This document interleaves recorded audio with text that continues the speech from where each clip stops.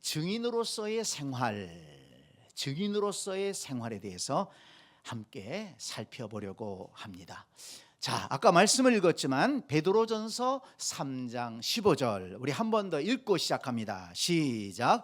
너희 마음에 그리스도를 주로 삼아 거룩하게 하고 너희 속에 있는 소망에 관한 이유를 묻는 자에게는 대답할 것을 항상 준비하되 온유와 두려움으로 하고 그랬습니다. 이 말씀 속에 중요한 것이 너희 속에 있는 소망에 관한 이유를 묻는 자에게는 대답할 것을 항상 준비해라. 이것이 이 말씀의 핵심입니다. 자, 우리 이 말씀을 함께 살펴봅니다. 다른 사람들에게 그리스도를 전하기 전에 해야 할 일은 무엇입니까? 시작. 마음에 그리스도를 주로 삼아 거룩하게 해야 한다. 그렇죠. 다른 사람에게 예수 그리스도를 전하기 전에 내 마음속에 예수 그리스도가 계셔야 되지 않습니까? 예수 그리스도를 내가 먼저 믿고 주님으로 영접하고 예수 그리스도를 주님으로 믿고 따라가는 삶이 우리 속에 있어야 됩니다. 그래야지 전할 수 있는 것입니다. 자, 그 다음에 너희 속에 있는 소망이란 무엇입니까? 시작. 구원의 소망, 하나님 나라의 소망입니다. 네, 예수 그리스도를 믿고 구원받은 사람들에게는 구원의 소망이 있어요. 하나님 나라의 소망이 있는 것입니다. 세상에서 얻을 수 없는 것이 우리에게는 있는 것입니다. 이 소망을 가지고 나아가는 것입니다. 자, 세 번째, 사람들은 무엇을 보고 당신 속에 있는 소망에 관한 이유를 묻게 됩니까? 시작. 고난을 겪으면서도 소망을 잃지 않고 기뻐하며 견뎌내는 모습을 보고 그랬습니다. 네, 이 지금 베드로 전서를 읽는 베드로의 편지를 읽는 그 당시의 성도들은 굉장히 고난을 받고 있었습니다. 예수 믿는다는 이유 때문에 환난 속에 있었고 많은 고난 속에 있었습니다. 그런데 그럼에도 불구하고 그리스도인들은 기뻐하고 있었습니다. 예수 그리스도를 포기하지 않았습니다. 그럼에도 불구하고 함께 모이기를 힘쓰고 예배하기를 힘쓰고 감사하며 기뻐하며 승리하는 모습을 보았습니다. 그 사람들이 물어보는 거예요. 아니, 어떻게 그렇게 고생을 하면서도 환난을 겪으면서도 그래 그 예수님 믿는 믿음을 버리지 않습니까? 어떻게 기뻐할 수 있습니까? 어떻게 감사할 수 있습니까? 사람들이 궁금해서 물어보는 거예요. 도대체 당신 속에는 뭐가 있길래 그렇게 살아갈 수 있습니까? 이것이 바로 사람들이 우리 그리스도인들을 볼 때 저 사람들 속에는 뭐가 있을까? 저 사람들은 왜 기뻐할까? 왜 감사할까? 어떻게 그런 어려움도 이겨낼 수 있을까? 사람들이 그런 모습을 보고 물어보게 된다는 것입니다. 당신이 믿는 예수는 도대체 누구요? 당신이 다니는 교회는 어떤 교회요? 이렇게 물어볼 수 있다는 말씀입니다.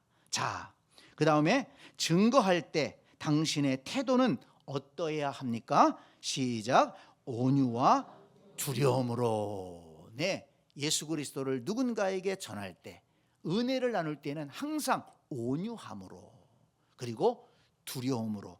두려움이라는 것은 무서워한다는 뜻이 아니고 하나님을 두려워하는 것입니다. 조심해야 된다는 것이죠. 몸가짐을 바르게 하고 온유함으로 전해야 된다 하는 것입니다. 자, 이제 본론으로 들어가서 1번, 다른 사람들을 그리스도께 인도하기 전에 당신은 무엇을 해야 합니까? 마태복음 4장 19절 시작. 말씀하시되 나를 따라오라 내가 너희를 사람을 낚는 어부가 되게 하리라 하시니. 아멘. 자, 답이 무엇일까요? 자, 다른 사람들을 그리스도께 인도하기 전에 당신은 무엇을 해야 합니까? 부르심의 목적을 알아야 합니다. 이 교재 속에서는 두 가지, 아까 처음에 본문을 공부할 때 그리스도를 전하기 전에 먼저 그리스도를 주님으로 받아들여야 된다고 했습니다. 그리고 또 하나가 바로 부르심의 목적을 알아야 합니다. 예수님이 제자들을 향해서 나를 따라오라 부르셨어요. 그러면서 뭐라고 말씀하십니까? 내가 너희를 사람을 낚는 어부가 되게 하리라. 사람을 낚는 어부가 뭡니까? 영혼 구원입니다. 복음을 전해서 영혼을 하나님께로 인도하는 그 일을 위해서 불렀다. 이 부르심의 목적을 알아야 된다는 것입니다. 여러분, 하나님께서 저와 여러분을 부르신 것은 우리를 구원하시기 위함이며 또한 우리를 통해서 다른 사람을 구원하기 위함이라는 것을 여러분 잊지 마시기를 바랍니다. 다시 한번, 하나님이 우리를 부르신 것은 우리를 구원하기 위함입니다. 뿐만 아니라 우리를 통해서 다른 사람을 구원하기를 원하신다. 여러분 꼭 이것을 잊지 마시기를 바랍니다. 자, 두 번째, 하나님께서는 바울을 그분의 증인으로 택하신 후 바울이 무슨 일을 하기를 원하셨습니까? 사도행전 22장 14절 15절 시작. 그가 또 이르되 우리 조상들의 하나님이 너를 택하여 너로 하여금 자기 뜻을 알게 하시며 그 의인을 보게 하시고 그 입에서 나오는 음성을 듣게 하셨으니 네가 그를 위하여 모든 사람 앞에서 내가 보고 들은 것의 증인이 되리라. 아멘. 네, 이 말씀을 보면 하나님이 바울을 부르셔서 하나님의 뜻을 알게 하셨습니다. 예수 그리스도를 영안을 열어서 보게 하셨어요. 또 그분의 음성을 듣게 하셨습니다. 왜 그런 영적인 체험을 하게 하셨느냐? 왜 그런 놀라운 은혜를 경험하게 하셨느냐? 모든 사람 앞에서 네가 보고 들은 것의 증인이 되리라. 네, 주님을 위하여 모든 사람 앞에서 보고 들은 것의 증인이 되게 하기 위해서 하셨다 하는 것입니다. 여러분, 그렇습니다. 하나님이 우리에게 은혜를 주시고 영적인 체험을 하게 하시고 경험하게 하신 것은 나도 확신을 가지고 신앙생활하지만 다른 사람들에게 내가 보고 들은 것, 내가 경험한 것을 전하라고 그렇게 은혜 주셨다는 것을 여러분 기억하시기를 바랍니다. 그래서 내가 받은 은혜, 내가 받은 구원, 내가 받은 축복은 내 속에만 담아둘 것이 아니고 다른 사람들에게 전해야 된다는 것입니다. 자, 그래서 이제 3번 문항부터는 증인의 삶에 대해서 우리에게 가르쳐 주는데요. 어떻게 우리가 증인의 삶을 살 수 있는가?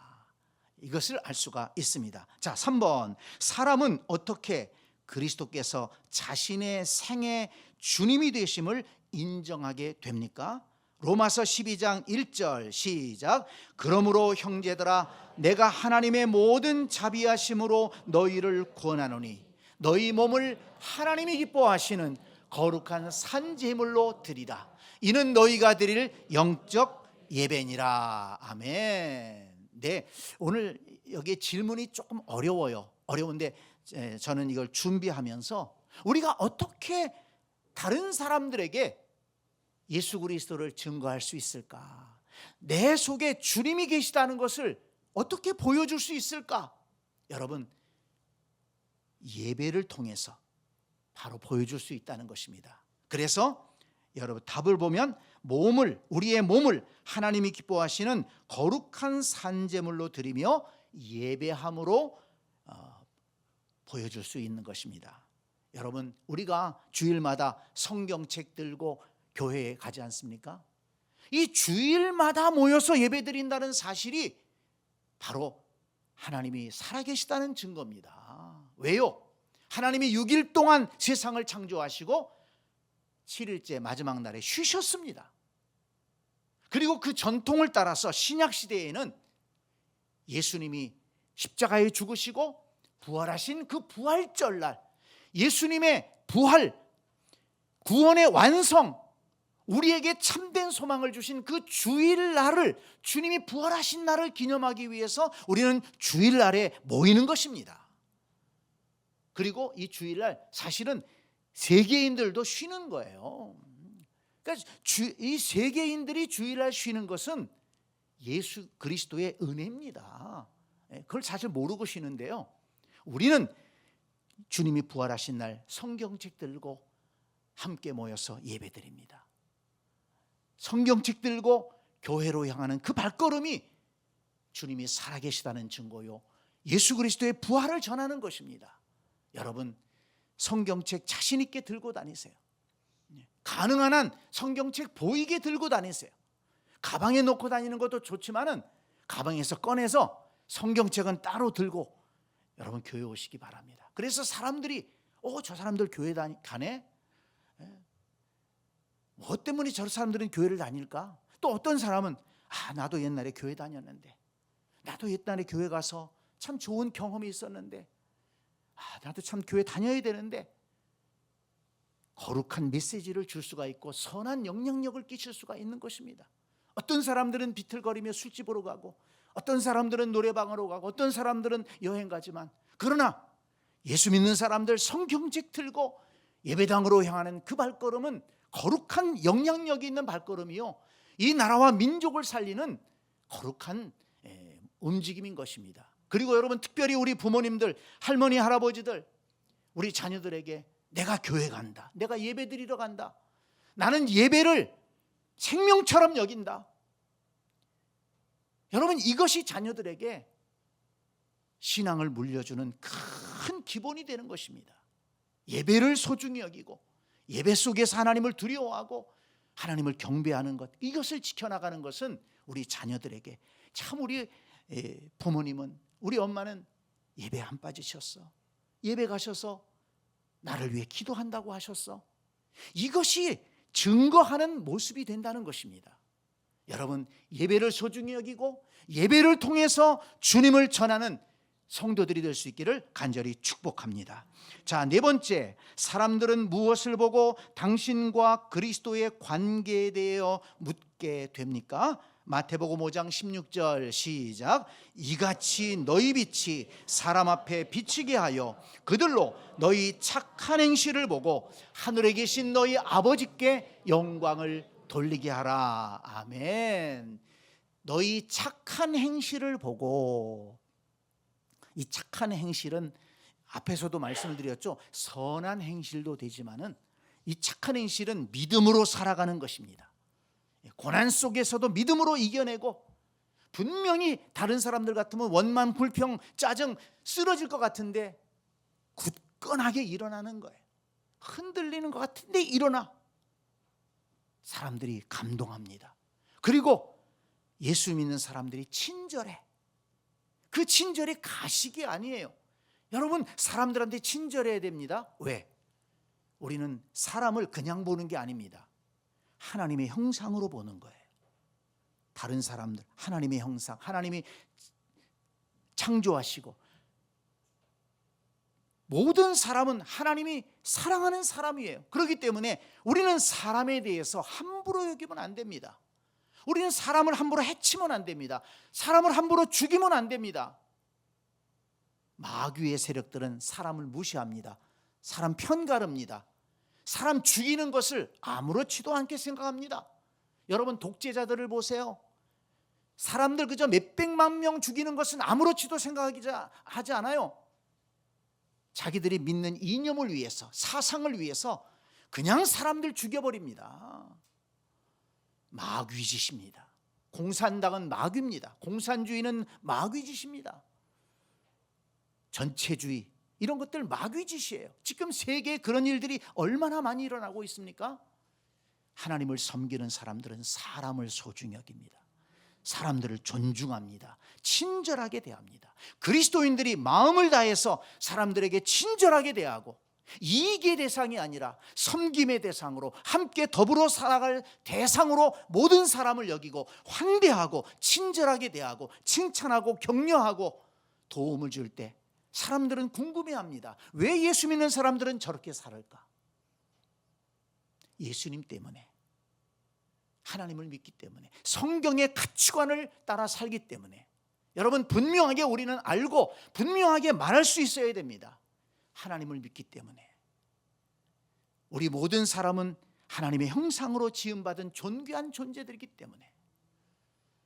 그리고 하나님께서 우리에게 사랑하라고 계명을 주셨기 때문에, 나도 사랑을 받은 자기 때문에 나도 사랑하며 섬기며 살기를 원합니다. 우리의 착한 행실을 보고, 그리스도인들의 착한 행실을 보고 하늘에 계신 하나님께 영광을 돌리게 하라. 그리스도인들을 보니까 하나님이 살아계신 게 맞아. 예수 믿는 저 사람을 보니까 하나님이 좋으신 분인 게 맞아. 그렇게 돼야 된다는 것입니다. 그것이 증인의 삶을 살아가는 방법이라는 것이죠. 자, 다섯 번째, 하나님을 증거할 수 있는 또 다른 방법은 무엇입니까? 시편 107편 2절 시작. 여호와의 속량을 받은 자들은 이같이 말할지어다. 여호와께서 대적의 손에서 그들을 속량하사. 여호와께 속량을 받은 자들은 이같이 말할지어다. 이런 말을 해야 된다는 거예요. 어떤 말? 여호와께서 대적의 손에서 그들을 속량하셨다. 속량이라는 말 사실 어려운 말이에요. 넘겨주세요. 속량이라는 말 어려운 말입니다. 그런데 여러분 네이버 사전 한번 찾아보세요. 거기에 보면 1번으로 나오는 것이 예수께서 십자가에 못 박힘으로 인류의 죄를 대신 씻어 구원한 말이다. 이렇게 설명이 나옵니다. 성경 사전에 나오는 게 아니고 네이버 사전에 그렇게 나와요. 속량이라는 것은, 속자는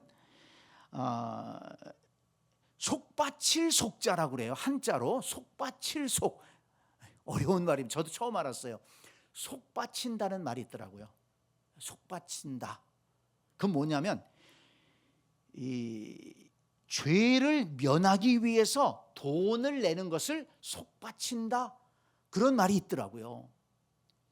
속량한다는 것은 속할 속자, 죄를 속하기 위해서 뭔가 대가를 치르는 것입니다. 량자는 어질 양자예요. 착한 일을 한다는 것이죠.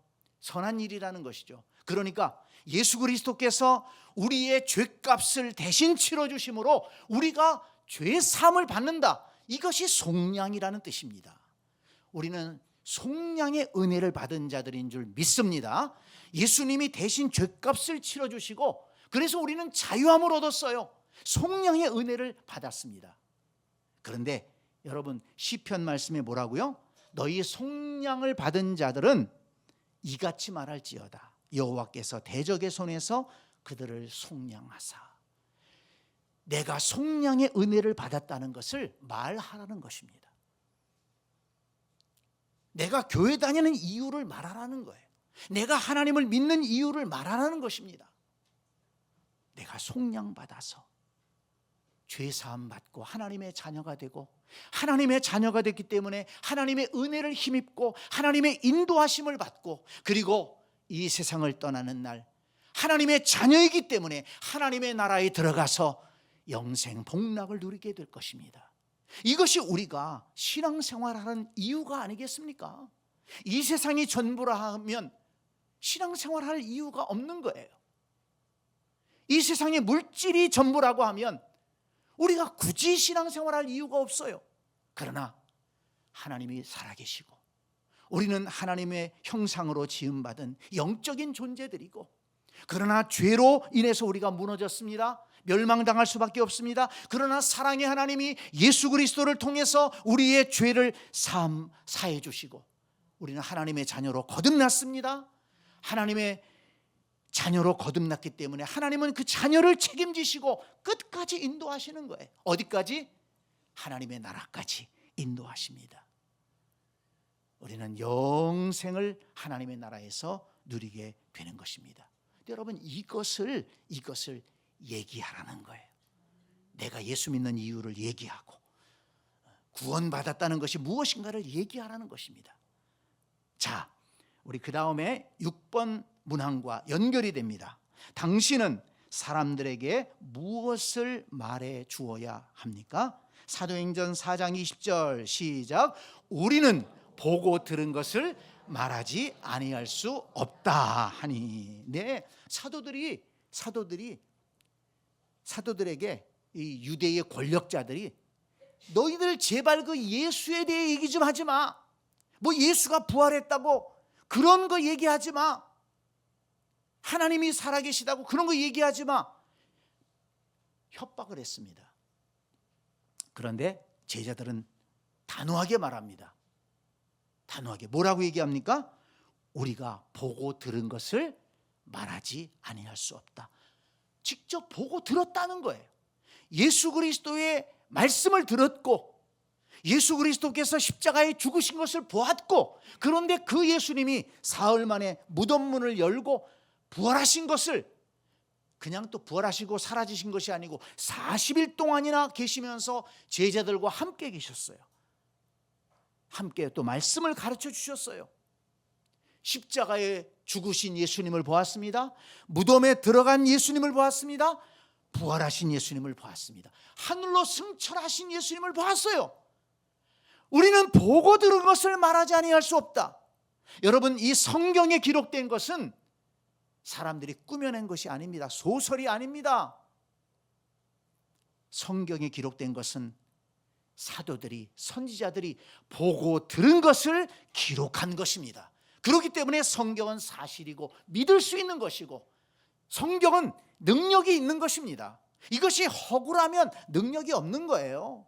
이 땅에 얼마나 많은 책들이 발간이 됐습니까? 그렇지만 성경이 지금까지 4,000년이 넘도록, 신약 성경 2,000년이 넘도록 이렇게 성경이 살아남아 있고, 지금도 세계에서 가장 많이 인쇄되고 있고 가장 많은 언어로 번역되고 있고 가장 많은 사람들이 성경을 매일같이 읽고, 여러분 생각해 보세요. 여러분 1년에 책 얼마나 읽습니까? 우리나라 사람들이 책 얼마나 읽습니까? 0점 몇 권이래요. 책 안 읽어요. 그런데 여러분, 성경은 읽는 사람들이 얼마나 많은지 몰라요. 성경을 공부하고 성경을 암송하고 성경을 묵상하고. 왜 그렇습니까? 성경에는 생명이 있기 때문입니다. 성경 말씀은 보고 들은 것을 기록한 것이기 때문에 그렇습니다. 성경을 읽으면 마음이 뜨거워지고 위로가 되고 힘을 얻게 되고 소망을 갖게 되고. 왜 그렇습니까? 하나님께서 선지자들에게, 하나님께서 사도들에게 보여주시고 들려주신 것을 기록한 하나님의 말씀이기 때문입니다. 그렇기 때문에 여러분, 우리도 다른 사람들에게 이것을 말해야 되는 거예요. 사도들이 보고 들은 것, 기록해 놓은 이 성경 말씀을 전할 때 말씀에 능력이 있는 것입니다. 그리고 또 한 가지, 여러분, 사도들만 보고 들었습니까? 저와 여러분도 신앙생활하면서 저와 여러분도 보고 들은 게 많은 거예요. 하나님을 경험한 게 많습니다. 하나님이 내게 주신 은혜도 많은 거예요. 사도들에게 주신 은혜도 있지만 내게 주신 은혜가 있잖아요. 여러분, 내게 주신 은혜를 말할 때 힘이 있고 능력이 있습니다.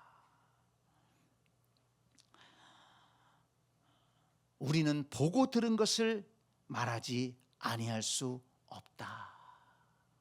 여러분, 내가 받은 은혜를 얘기하세요. 어렵게 하지 말고 내가 경험한 기도응답, 여러분 얘기하세요. 그러면 그것이 감동이 있고 그것이 복음을 전하는 것이 되는 것입니다. 자, 여러분, 증인의 삶을 사는데 몇 가지를 얘기했죠. 어떻게 우리가 증인의 삶을 살 수 있습니까? 주일마다 성경책 들고 예배하러 나옴으로 우리는 증인의 삶을 사는 거예요. 또 우리가 우리의 착한 행실을 통해서 우리는 증인의 삶을 살 수 있습니다. 그리고 또 우리가 받은 이 속량의 은혜, 이 복음의 핵심, 이것을 말함으로 우리는 복음을 전할 수가 있습니다. 그리고 내가 경험한 예수 그리스도, 내가 경험한 기도응답을 말함으로 복음을 전할 수가 있는 것입니다. 자, 그 다음에 7번째 문항 봅니다. 이제 7번째, 8번째는 증인의 대상에 대해서 우리에게 가르쳐 줍니다. 시작. 당신은 로마서 10장 1절에 나타난 바울의 본을 어떻게 따를 수 있겠습니까? 로마서 10장 1절 시작. 형제들아, 내 마음에 원하는 바와 하나님께 구하는 바는 이스라엘을 위함이니 곧 그들로 구원을 받게 함이라. 아멘. 바울은 간절히 원하고 기도하는 것이 있었습니다. 그게 뭡니까? 이스라엘을 위함이다. 이스라엘을 위함이다. 자, 당신은 로마서 10장 1절에 나타난 바울의 본을 어떻게 따를 수 있습니까? 시작. 가족 구원을 위해 간구하고 구원의 길로 인도하기를 힘쓰므로. 네, 바울은 이방인들을 향해서 복음을 전했잖아요. 이방인들을 향해서 복음을 많이 전했는데 많은 사람들이 돌아왔습니다. 그런데 정작 이스라엘 사람들, 자기 동족은 예수님을 거부하는 거예요. 이것이 너무 마음이 아팠습니다. 그래서 이스라엘이 구원받기를, 자기 동족이 구원받기를 간절히 원하면서 하나님 앞에 기도했다는 것입니다. 그렇죠, 여러분. 우리의 가족, 육신의 가족이 구원받아야 되고 육신의 가족이 예수 믿어 구원받고 하나님의 자녀가 되어야 될 줄로 믿습니다. 이 땅에서의 가족뿐만 아니라 하나님 나라에서의 가족이 되어야 되지 않겠습니까?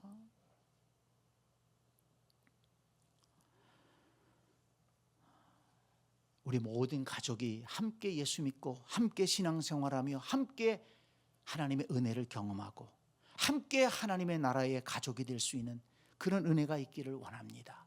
아직 예수 믿지 못한 우리 가족들, 교회를 떠나고 주님을 떠난 자녀들 주께로 인도하기를 바랍니다. 이것에 대한 간절한 소망이 있어야 됩니다. 이것에 대한 간절한 기도가 있어야 됩니다.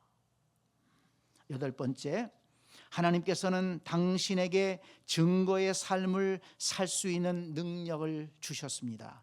어떻게 주셨습니까? 사도행전 1장 8절 시작. 오직 성령이 너희에게 임하시면 너희가 권능을 받고 예루살렘과 온 유대와 사마리아와 땅끝까지 이르러 내 증인이 되리라 하시니라. 아멘. 네, 어떻게 권능을 주셨습니까? 성령을 통해서. 내 힘으로 할 수 없다는 거예요. 성령을 의지함으로 성령이 역사하셔야 됩니다. 그래서 여러분, 성령 충만을 위해서 기도하고 성령이 일하시기를 위해서 기도하고, 성령님 일해 주세요. 성령님 역사해 주세요. 성령님 감동해 주세요. 우리 아들 딸들 주님께로 인도해 주세요. 우리 가족 부모님 주님께로 인도해 주세요. 내 친구 주님께로 인도해 주세요. 여기 예루살렘과 온 유대와 사마리아와 땅끝까지 점점 확장되는 것입니다. 예루살렘, 우리 동족, 내 가족, 그 다음에 유대, 내 친구들, 또 사마리아, 좀 더 넓은 관계, 땅끝까지 내가 얼굴 보지 못했어도 그들에게 선교사를 통해서 복음을 전하는 것입니다. 이 복음이 점점 확산되기를 원하셨습니다. 참, 그런데 요즘은 이 세계 선교 땅끝까지 이르러 복음을 전하라고 했는데, 지금 우리 시대는 그 땅끝이 어디가 되었습니까? 다음 세대 자녀들이 됐어요. 다음 세대 자녀들, 땅끝이에요. 선교사들을 파송해야 돼요. 그 정도가 됐습니다. 여러분, 자녀들을 하나님께로 인도하고 믿음 안에 살게 하는 것, 선교사적인 사명을 가지고 감당해야 됩니다. 그 마음을 가지고 기도해야 됩니다. 저와 여러분 모두가 다음 세대를 향한 선교사다, 이런 마음을 꼭 가지고 기도하고 힘쓰는 우리가 되기를 원합니다. 여러분, 자녀들이 예수 믿고 구원받고 하나님 앞에 함께 예배하는 것을 여러분 우리 함께 경험하고 또 그 은혜 속에서 복된 가정이 이어지는 것을 볼 수 있는 우리 새샘교회가 될 수 있기를 간절히 축복합니다. 자, 9번째, 디모데후서 2장 24절 25절을 읽으십시오. 불신자들과 효과적으로 대화를 하기 위해 피해야 할 일과 해야 할 일은 무엇입니까? 자, 디모데후서 2장 24절 25절 시작. 주의 종은 마땅히 다투지 아니하고 모든 사람에 대하여 온유하며 가르치기를 잘하며 참으며 거역하는 자를 온유함으로 훈계할지니 혹 하나님이 그들에게 회개함을 주사 진리를 알게 하실까 하라. 아멘. 자, 피해야 할 것은 무엇입니까? 다투지 아니하며. 사람과 다투고 나서는 어떻게 복음을 전할 수 있어요? 해야 할 일은 뭡니까? 가르치기를 잘하고 참으며 거역하는 자를 온유함으로 훈계하라. 네, 이렇게 되기 위해서 우리가 말씀을 공부하고 또 기도하고 우리 안에 성령의 열매를 맺어야 되겠습니다. 자, 10번째, 당신의 말은 어떠해야 합니까? 골로새서 4장 5절 6절 시작. 외인에 대해서는 지혜로 행하여 세월을 아끼라. 너희 말을 항상 은혜 가운데에서 소금으로 맛을 냄과 같이 하라. 그리하면 각 사람에게 마땅히 대답할 것을 알리라. 아멘. 네, 복음을 전하는 것이 말로 하지 않습니까? 그러니까 우리의 말이 어떠해야 되느냐? 말이 참 중요합니다. 여러분, 우리 그리스도인들은 입이 거칠면 안 됩니다. 입이 거칠면 안 돼요. 우리의 입에서 욕이 나오면 안 돼요. 우리 입에서 욕 나올 일이 참 많지만, 그런 세상이지만 우리 입에서 욕이 습관이 되면 안 됩니다. 그리고 우리 입에서 부정적인 말이 자꾸 나오면 안 돼요. 이 부정적인 말 여러분 조심하셔야 됩니다. 꼭 반성하셔야 돼요. 돌아봐야 됩니다. 내가 오늘 하루 살 때 내 입술에서 부정적인 언어가 나오잖아요. 그것이 옳은 것일지라도 내 입에서는 부정적인 말이 안 나오도록 해야 됩니다. 그것이 정말 중요합니다. 그리고 항상 긍정적이고 축복하고 칭찬하는 말이 나올 수 있도록 해야 됩니다. 이게 훈련돼야 됩니다. 내 입에 욕이 습관이 되고 부정적인 말이 습관이 되면 나도 모르게 툭툭 나와요. 툭툭 나옵니다. 자기도 몰라요. 근데 이것이 얼마나 나쁜 영향이 끼치는지 모릅니다. 자기 자신에게 나쁜 영향이 끼쳐요. 왜? 말은 1차적으로 자기에게 들리기 때문에 그렇습니다. 내가 욕을 해보세요. 제일 먼저 듣는 것은 납니다. 귀만 듣는 게 아니에요. 이 말이라는 것은 마음속에서, 내 뱃속에서부터 마음을 통해서 이 성대를 울리고 이 구강을 울리고 이 전면을 울려서 나오는 게 말입니다. 근데 욕이 나와 보세요. 욕이 여기서부터 나와 가지고 좋은 마음으로 욕이 나옵니까? 속에서부터 막 욕이 이래 가지고 성대를 울리고 여기를 울리고 안면을 울리고 욕이 나오는 거예요. 그 나쁜 영향을 누가 받습니까? 내가 받는 거예요. 여러분, 좋은 거 먹으려고 신경 쓰는 것 귀합니다. 보약들 많이 드시죠? 근데 여러분, 내가 욕을 통해서 내 몸에게 이렇게 부정적인 것을 심는데 몸이 건강할 수 있겠습니까? 현대인들이 병이 드는 이유가 그것입니다. 여러분, 내 입술에서 욕하는 말, 부정적인 말 나가지 않도록, 저주의 말 나가지 않도록, 절망적인 말들이 실수로라도 나가지 않도록 조심하고 지켜나가야 됩니다. 긍정적인 말, 칭찬의 말, 용기를 주는 말, 위로하는 말, 친절한 말, 이것이 우리의 언어가 돼야지 복음 전할 수 있는 그런 길이 열리게 되는 것입니다. 여기 성경 말씀에 보니까 소금으로 맛을 냄과 같이 하라 그랬어요. 소금으로 맛을 낸다. 여러분, 음식이 싱거우면 맛이 없어요. 근데 거기다 소금을 딱 치면, 적절하게 간장을 치면 맛이 나잖아요.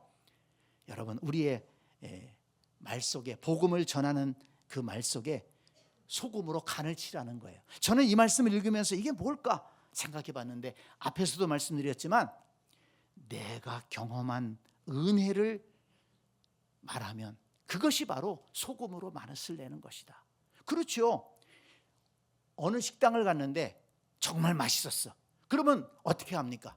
야, 어디 내가 가서 뭘 먹었는데 정말 맛있더라. 너도 한번 가봐. 우리 한번 어찌 같이 가자.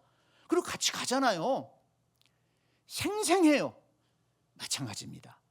내가 하나님께 받은 은혜 생생하게 한번 얘기해 보라는 거예요. 어느 맛집을 경험하고서 얘기하는 것처럼 내가 주님 앞에 이번에 기도했는데 이런 은혜를 받았어. 내가 오늘 성경 말씀 읽으면서 이런 감동을 받았어. 한번 생생하게 얘기해 보세요. 그것이 소금으로 맛을 내는 것입니다. 그럴 때 그리스도의 복음이 힘있게 전해질 수가 있는 것입니다. 야, 나도 너처럼 교회 다니고 싶다. 나도 너처럼 예수 믿고 싶다. 이렇게 되는 것입니다. 자, 적용. 당신이 증거할 수 있는 대상을 한 사람 이상 들어보십시오. 네, 오늘 우리가 증거하는 삶에 대해서, 증인의 삶에 대해서 공부했는데 그냥 듣고 잊어버리지 말고 내가 인도해야 될 사람이 누군가. 1차적으로 우리 가족 가운데, 가족 가운데 아직 예수 믿지 않은 사람들, 주님을 떠나고 교회를 떠난 자녀들, 손자, 손녀들, 여러분 그들을 위해 기도하고, 또 내 친구 가운데 구원받아야 될 사람들, 주님의 은혜가 필요한 사람들, 그들을 생각하고 우리 마음속에 이름을 적어놓고 기도하고, 기도할 때마다 생각하고, 그리고 기회가 되면 복음을 전하고 그래야 될 것입니다. 자, 이 일을 위한 당신의 계획은 무엇입니까? 그 다음에 읽어봅니다. 시작. 그를 위해 기도하자. 사랑과 친절을 베풀자.